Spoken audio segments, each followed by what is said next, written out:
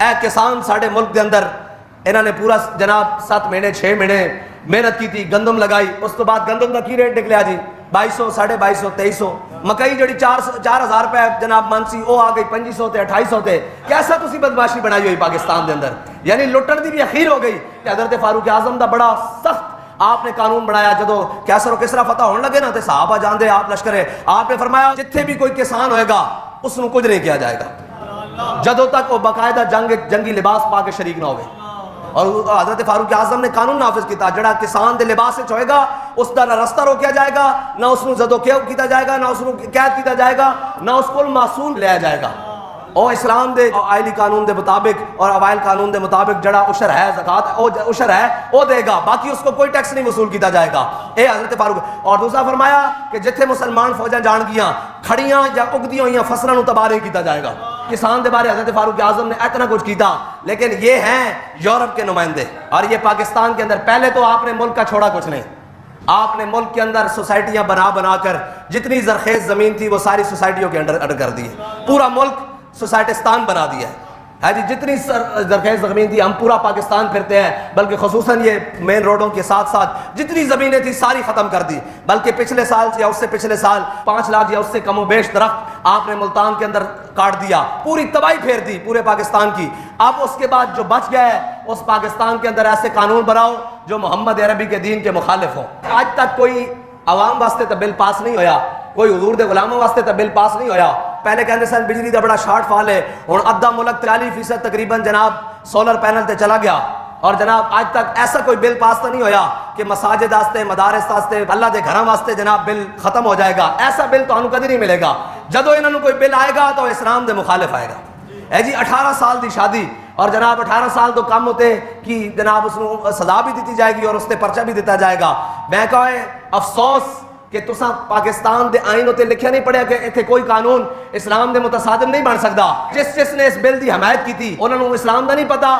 اگر تانوں اسلام اور دین دا نہیں پتا تے تسی پوچھن واسطے کوئی محمد عربی دے غلاموں کو آ جاؤ، تانوں یہ کس نے کیا تسی ایسے بل پاس کرو؟ تو یاد رکھنا جو بھی تم قانون حضور کے دین کے مخالف بناؤ گے اس کے آگے سب سے پہلے ہم اپنی جانیں لے کر کھڑے ہوں گے۔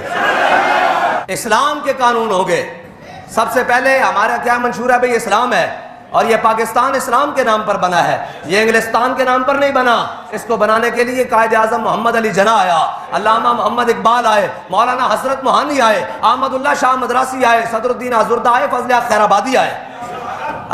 یہ ہمارے بڑوں کی قربانی سے پاکستان بنا ہے، اس کے اندر تمہاری بدماشی نہیں چلے گی۔ اور اگر تم کہتے ہو کہ تمہاری سینٹ نے یہ قانون پاس کیا ہے اور تمہاری قومی اسمبلی نے کر دیا ہے تو سن لو، یہ قانون اللہ اور اس کے رسول کی شریعت نے پاس کیا ہوا ہے۔ اب بدلے گا زمانہ لاکھ مگر قرآن نہیں بدلا جائے گا، اے قول محمد قول خدا، فرمان نہیں بدلا جائے گا۔ اس واسطے اسلام دے خلاف قانون نہیں بننے دی اجازت دیں گے پاکستان دے اندر۔ اور تانوں تو چاہیے سی کوئی ایسا قانون بنا دے جڑا کوئی عوام واسطے ہوئے، کوئی اسلام واسطے ہوئے، کوئی ایسا کوئی قانون نہیں آئے گا۔ جدو آئے گا تو یورپ نو خوش کرن واسطے آئے گا۔ بات کہتا ہے یہ زائران حریم مغرب ہزار بنے رہبر ہمارے، ہمیں بھلا ان سے واسطہ کیا ہے جو تجھ سے نہ آشنا رہے ہیں۔ اللہ تعالیٰ مجھے اور آپ کو حضور سید عالم صلی اللہ تعالیٰ علیہ وسلم کے دین متین کی ہر نس کے ساتھ ہر سانس کے ساتھ کھڑے ہونے کی توفیق عطا فرمائے، اور اللہ تعالیٰ امت مسلمہ کی ساری قیادتوں کو کوئی غیرت عطا فرمائے۔ وہ جنہوں نے اپنے بیٹیوں کے رقص پیش کیے ہیں ٹرمپ کو، اور وہ جو منظر تھا وہ بڑا عجیب تھا، وہ آنکھیں نادیدگی کی وجہ سے اور آنکھیں حیوانیت کی وجہ سے کھلی رہ گئیں لیکن دل مردہ ہو گیا۔ وہ منظر دیکھنے کے بعد آنکھیں حیوانگی کی وجہ سے کھلی رہ گئی لیکن دل اور دماغ مردہ ہو گیا کہ یار یہ ہیں وہ لوگ۔ اور وہ جب ٹرمپ نکلا ہے وہاں سے اور اس نے جو ایسے کر کے اشارہ کیا ہے، یہ وہی اشارہ تھا جب انہوں نے ہڑپا کے اندر بش کو بچیوں کے رقص دکھائے تھے، تو بش نے جب اپنا کولا ٹیڑھا کر کے وہ مٹک کر کہا تھا نا ایسے چٹکیاں بجا کر کہ ہم تمہیں بغیرت کر کے جا رہے ہیں۔ آج ٹرمپ جس انداز سے اس حال سے باہر نکلا ہے، اس نے کہا ہم نے اہل عرب کو بے شرم کر دیا ہے۔ اب ان کے اندر دم خم باقی نہیں رہا، اور ان کے اندر وہ بھی کوئی منظر ہوگا نا کہ جب مذاکرات کرنے کے لیے صلاح الدین ایوبی اس شان سے آ رہا ہوگا۔ اور آج چشم فلک نے یہ منظر بھی دیکھا ہے کہ جناب امت مسلمہ کے اپنے آپ کو راہبر اور رہنما اور خادم الحرمین شریفین کہنے والے آج ٹرمپ کے سامنے ایسے بھیکی بلی بن کر اور اپنی عزتیں نچوا رہے تھے. اور اقبال کہتا ہے ہوا ہے گو تند و تیز لیکن چراغ اپنا جلا رہا ہے، وہ مرد درویش جس کو حق نے دیے ہیں انداز خسروانہ. ویسے اسلامی سفارتکاری اور اس کے مطابق تو یہ ہے اسلامی سفارتکاری نہیں، دنیا میں سفارتکاری کہ آپ امت مسلمہ کے ان بڑے بڑے حکمرانوں کے خلاف بات نہ کریں. میں نے کہا حق بات حق ہے، ہاں وہ شہباز شریف کرے یا محمد بن سلمان کرے، ہے جی حق بات حق ہے.